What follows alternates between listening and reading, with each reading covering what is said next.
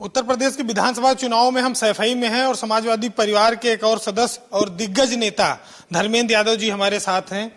धर्मेंद्र जी, ये जो चुनाव है, खासतौर से अगर करहल की बात करें तो अखिलेश जी खुद लड़ रहे हैं, पहली बार वो एमएलए बनने वाले हैं। जनता का क्या रुख है? मैं पिछले कई दिनों से करहल में ही जनसंपर्क में हूँ। ऐतिहासिक समर्थन मिलने जा रहा है। मुझे इस इलाके से खुद भी सांसद होने का मौका मिला, कई प्रचार चुनाव में रहा यहाँ। ऐसा ऐतिहासिक समर्थन पार्टी को कभी नहीं मिला था जो इस बार आरडी अखिलेश जी को लोग विधायक बनाने के लिए उत्सुकता के साथ और बहुत खुशी के साथ लोग उत्साह के साथ वोट डालने जा रहे हैं। जो आपके सामने प्रत्याशी है और बीजेपी में बार बार ये कहती समाजवादी पार्टी में गुंडागर्दी हो रही है, गुंडों की पार्टी है, हमला करा दिया। देखिए, हमारे लीडर माननीय अखिलेश जी ने सार्वजनिक सभाओं में ये बात कही है कि जिसको कानून तोड़ना हो, जिसको किसी के साथ अत्याचार और न्याय करना हो, वो समाजवादी पार्टी को वोट ना दें। ये कहने की हैसियत और हिम्मत उसी व्यक्ति की हो सकती है जो व्यक्ति इस तरह के किसी व्यक्ति के न तो पक्ष में हो, न उनका पक्ष ले, न उनके पक्ष की जरूरत पड़े। इतनी बड़ी बात कही है। बीजेपी के लोग कह के दिखाए ना इन बातों को।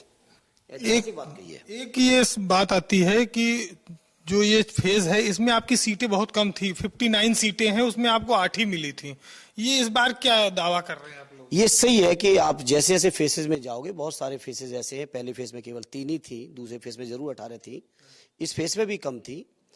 लेकिन पुरानी सब बातें लोग भूल के समाजवादी पार्टी को ऐतिहासिक सहयोग कर रहे हैं। आपने 2 फेसेस के बारे में आकलन किया होगा, और तीसरा फेज भी 20 तारीख की वोट पड़ने के बाद जब आप महसूस करोगे तो आपको लगेगा कि बहुत ऐतिहासिक समर्थन समाजवादी पार्टी को, उनकी नीतियों को, उनके लीडर को मिल रहा है।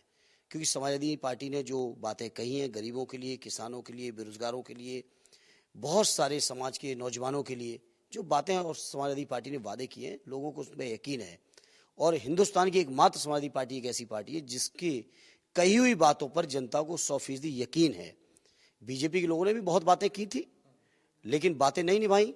2 करोड़ रोजगार नहीं आए, 70 लाख नौजवानों को रोजगार की बात की थी, 14 में नहीं हुआ। महंगाई खत्म करने की बात बीजेपी के लोगों ने की थी, नहीं हुई। किसानों की आमदनी दूनी करने की बात की थी, किसानों की लागत नहीं निकल रही है। तो बीजेपी के ऊपर से लोगों का भरोसा पूरी तरह उठ चुका है।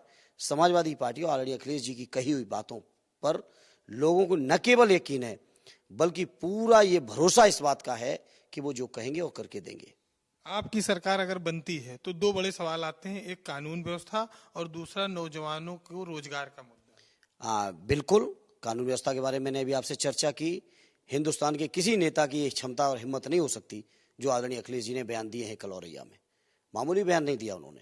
नौजवानों की नौकरी को लेके बड़ा घेरती है बीजेपी की घेरने से पहले, हमको तो बाद में घेरे। हमारे कही हुई बातों पर जनता को भरोसा है, नौजवानों को भरोसा है। बीजेपी पहले इस बात का जवाब दे कि 2014 से लेकर आज 2022 में तकरीबन 8 साल हो गए, क्या 16 करोड़ रोजगार मिले? बीजेपी इस बात का जवाब दे कि जहां आपने अपने 2017 के संकल्प पत्र में कहा था कि 70 लाख नौजवानों को रोजगार देंगे, आज बीजेपी के नेता भाषण देते घूम रहे हैं कि 4.5 लाख नौजवानों को रोजगार दिया। हालांकि 100% झूठ है, और नहीं झूठ है तो बीजेपी के लोग जारी करें सूची कि किन लोगों को रोजगार मिला है। समाजवादी पार्टी ने जैसा कहा कि 22 लाख नौजवानों को तो केवल आईटी सेक्टर में, फिर सरकारी सेवाओं में, फिर और तमाम तरीके से औद्योगिक विकास करके और तमाम इन्वेस्टमेंट करके रोजगार जनरेट पहले भी किया था। आज भी सैमसंग अगर किसी का लाया हुआ है तो आदरणीय अखिलेश जी का, लखनऊ में एससीएल किसी का लाया हुआ है तो आदरणीय अखिलेश जी का, आईटी सेक्टर में जो काम हुआ है वो अखिलेश जी का हुआ है।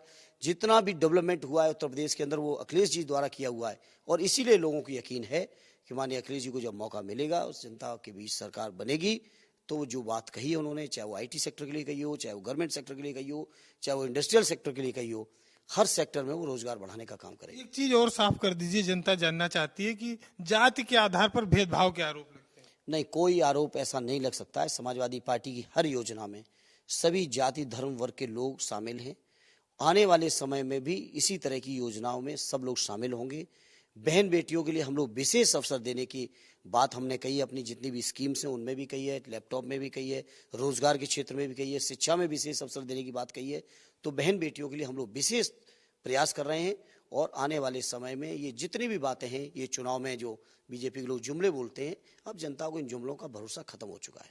एक आखिरी सवाल, सरकार यदि बनती है समाजवादी पार्टी की तो धर्मेंद्र यादव कहाँ होंगे, क्या रोल होगा? धर्मेंद्र यादव समाजवादी पार्टी के कल भी कार्यकर्ता थे, आज भी हैं, आने वाले समय में भी रहेंगे। और पार्टी ने जहां जैसी जिम्मेदारी डाली, पार्टी के लिए काम किया, आने वाले समय में भी पार्टी जो जिम्मेदारी देगी। और जहां तक मुझे लगता है कि मुझे लोकसभा के रास्ते से दिल्ली जाना है। मंत्री बनेंगे? नहीं, मैंने कहा ना, लोकसभा के रास्ते से दिल्ली जाना है। तो धर्मेंद्र जी से बहुत सारे सवालों पर बेबाकी से बातचीत हुई और वो आश्वस्त हैं कि उत्तर प्रदेश में समाजवादी पार्टी बहुमत की सरकार बनाएगी। कैमरामैन अरशद के साथ वीरेंद्र सिंह, सैफई, इटावा।